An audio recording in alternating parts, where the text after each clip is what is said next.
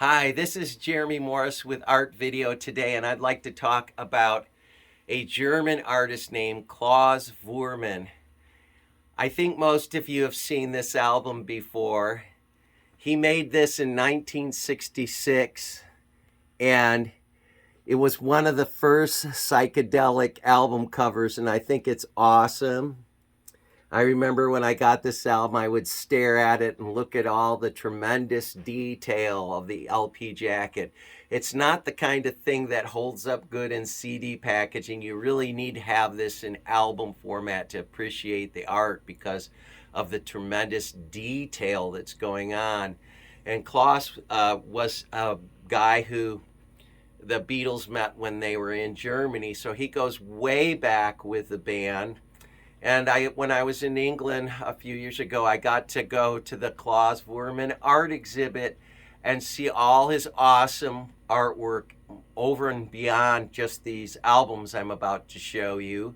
And it was really interesting because there were all kinds of drawings that he did when the Beatles were playing in Hamburg. Really, really cool stuff.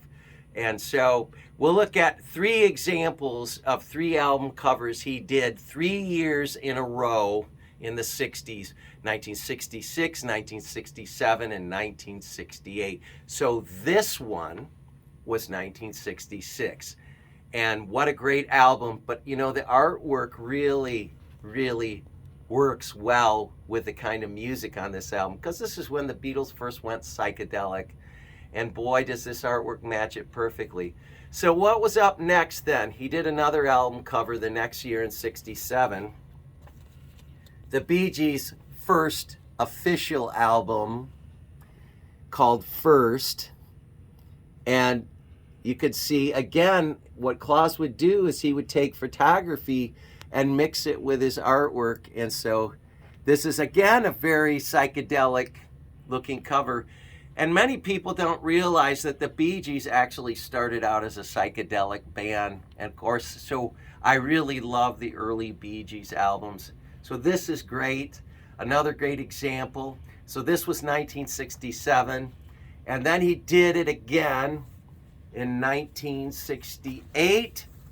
The very next year, he did a cover for the Bee Gees again. This album called Idea. And again, you can see he took and mixed a collage of their faces, and so some pretty freaky stuff. And I just enjoyed sharing this with you. I hope you enjoyed it as well, and we'll see you next time.